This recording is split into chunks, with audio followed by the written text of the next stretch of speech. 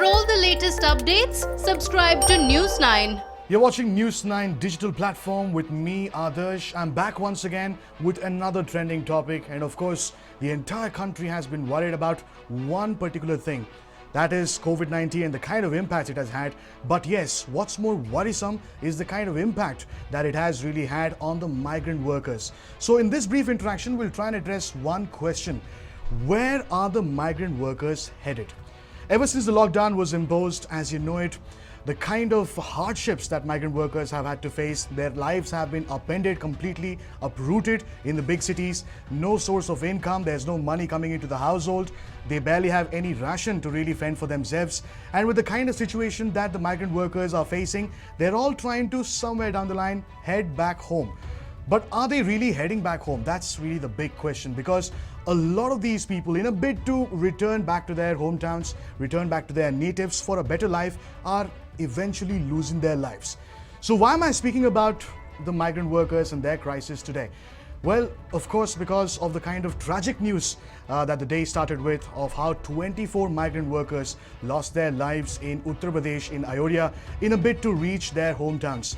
In fact, these migrant workers from various states, from Jharkhand, from Bihar, from West Bengal. Now, can you imagine about 50 migrant workers crammed into a single truck trying to really reach to their hometowns? Now, this was the kind of truck that collided with another van that was coming in the opposite direction, and soon the scene was just absolutely dismal. There were bodies lying outside, belongings of the migrant workers, petty belongings, and eventually we are speaking about how 24 people have lost their lives. Now, with the numerous number of lives that have been lost and thousands of migrants continuing to try and get back to their hometowns, the big question is, have we really shown the migrant workers their unfortunate place? Every phase of lockdown we have seen as to how several migrant workers, phase after phase, wave after wave, we have seen migrant workers trying to get back to their hometowns. And in each lockdown phase, you had several deaths taking place of migrant workers who tried to get back to their hometowns. In fact, I have some startling statistics right here with me. Just looking back a little into the past, just earlier this week, in fact, we have 15 migrant workers who were on their way back home who were killed in 3 separate accidents that took place. One each in Uttar Pradesh, Madhya Pradesh and Bihar. If we were to look back a little more, on the 8th of May, 16 workers sleeping on tracks was run over by a goods train in Maharashtra's Aurangabad. You remember how that happened. They were all trying to follow the railway track and try to get to their hometowns. They didn't know that trains were plying. They fell asleep on the tracks, and unfortunately you had a goods train ramming through and killing all of these migrant workers. At least 15 of them have lost their lives. Looking back a little more, on the 9th of May, 5 workers were killed in Madhya Pradesh's Narsinghpur district when the truck in which they were traveling in the central verge of the road hit another vehicle.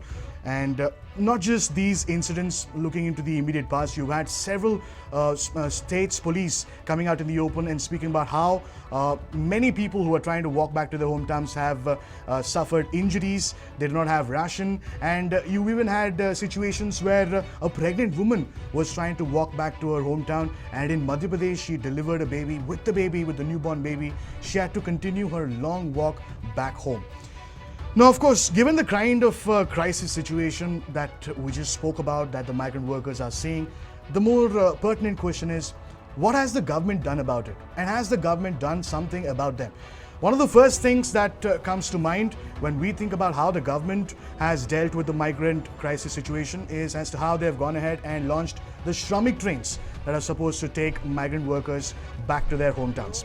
That apart, this in fact happened on the 1st of May, the inaugural of Shramik trains. And quite recently you had the Finance Minister Nirmala Sitharaman speak about quite a few initiatives for the government, and all of it is pretty much loan-based, credit-based, not money directly into the bank accounts of the migrant workers. And despite all of these measures that have been announced by the Finance Minister and the central government itself, the bigger question is this enough? Well, the unfortunate answer is no, because of the sheer size of migrant workers, the number of migrant workers you have across the country. And it is highly impossible that all of these benefits, all of these new initiatives that have been launched by the government are able to reach each and every common man, each and every migrant worker at the bottom strata. That again is very difficult in a country like India simply because of the number of migrant workers that are there in the country. And yes, there is another important point that we need to note here. What has the Supreme Court said about this? They've clearly gone ahead and stated, and I quote, that there's nothing that can be done to prevent the migrant workers from walking back home, nor is there anything that can be done to keep a check on the movement of all the migrant workers. So even the Supreme Court, the apex court, has come out and stated that there is only so much that they can do. So that's the kind of situation that the migrant workers are really living in. And what have the state governments done? After every such accident, they've come out and offered their condolences.